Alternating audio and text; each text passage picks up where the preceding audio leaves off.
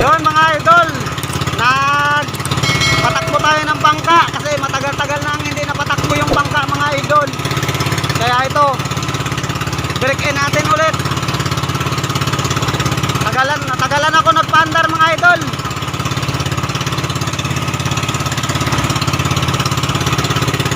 Yan, magalaw pa rin yung dagat oh.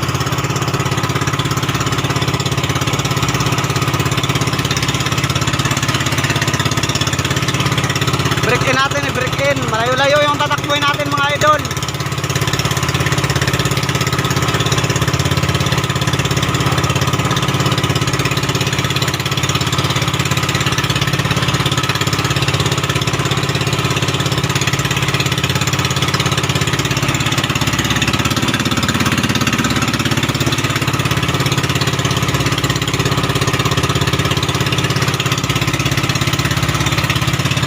Yung mga basneg wala pang laot. Off season nila. Off season ng mga basneg mga idol. Tapos yan o, yung bahay-bahay na yan, ano, bangos ang alaga dyan mga idol, bangos.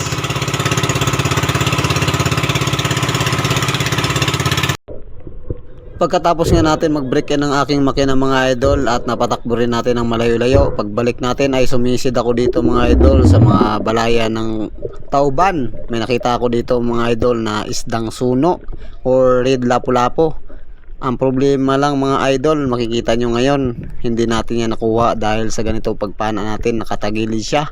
Dumulas lang mga idol yun oh, hindi na tamaan, hindi tinanablan. Dumulas lang mga idol at sayang, meron na sana tayo kaagad pambawi sa ating gasolina. Hindi para sa atin yung lapu-lapu na yun mga idol, baka para sa iba yon at meron pa talaga tayong ibang makukuha dito sa area na to mga idol. Dito mga idol ay kinuha ko nga pala ang aking mahabang spear gun para sumubok na mangmana ng pang-ulam mga idol. Baka sakaling may madaanan din tayong malalaking isda, makabinta tayo mga idol para makabawi tayo sa gasolina na ginamit natin.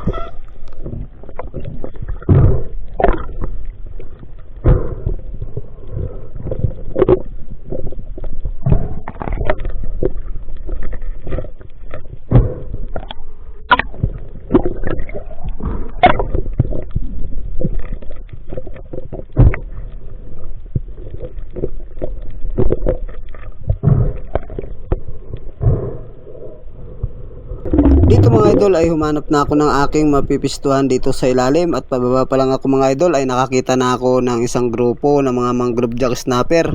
Hindi gaanong mga malalaki ito mga idol, nasa tag kalahating kilo lang ang size nito. Agad-agad naman ako pumili dito ng isa mga idol at tinatimingan lang ang pagpana. Nung pagbalik nila mga idol at lumapit talaga yung isang piraso sa kanila, agad-agad ko itong pinistuhan mga idol at siya na talaga ang aking tinimingan para panain mga idol. Nung nakapisto na ako, ayun, sapul na sapul mga idol. Nakahuli tayo ng isdang mangrove jack snapper or mga agat. Itong isdang ating nahuli mga idol, masarap ito, pang sigang. Kahit pa paano mga idol ay hindi tayo nasiro sa ating napistuhan dito. Mayroon na tayong maiuwi at makapabinta tayo mga idol. Halos ilang linggo rin tayong hindi nakapag-dive mga idol dahil nga sa sama ng panahon at malalaki palagi ang gulong ng alon at malabo din ang dagat mga idol. Sunod-sunod din ang bagyo. Kaya ito mga idol, nilubos-lubos ko nga pala yung pagsisid natin dito. Halos alas 4 na ako nakauwi nito mga idol.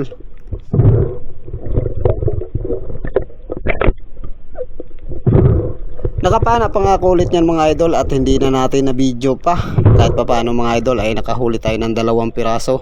Goods na at bawi na to sa ating finance mga idol. Makabili na tayo ulit ng gasolina. Nakapana nga rin pala ako dyan ng lobster mga idol. Goods na pang ulam-ulam. Dahil hapon na mga idol ay umakyat na ako sa bangka para umuwi. Ayan nga pala ang ating mga huli mga idol. Kahit papano ay hindi tayo nasiro sa dive natin ngayon araw. At saka mga mangrove jack snapper or mga agat mga idol. Yun o. Nakahuli pa rin tayo dito. May pang ulam-ulam pa rin tayo mga idol. Dito ay pauwi na tayo mga idol at nasalubong natin ang hanging salatan. Yan, sana ay magtuloy-tuloy ito. Mag-street ng 1 linggo para kumalma na yung alon.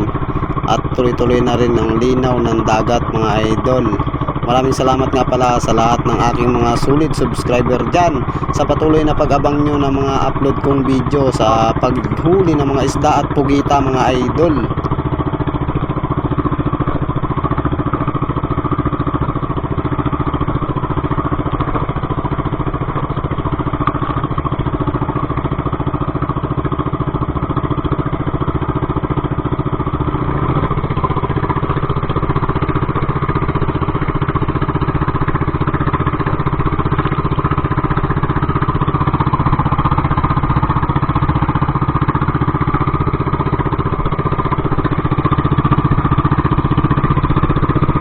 Hanggang dito lang ang aking video.